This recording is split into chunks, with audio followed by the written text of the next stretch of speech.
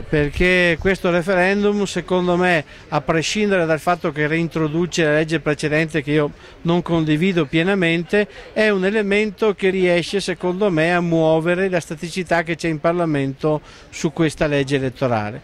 Questa legge elettorale toglie sovranità al popolo, premia più la fedeltà che la rappresentanza. Firmando il referendum sono convinto che quando si andrà a votare costringeremo il Parlamento a cambiare questa legge.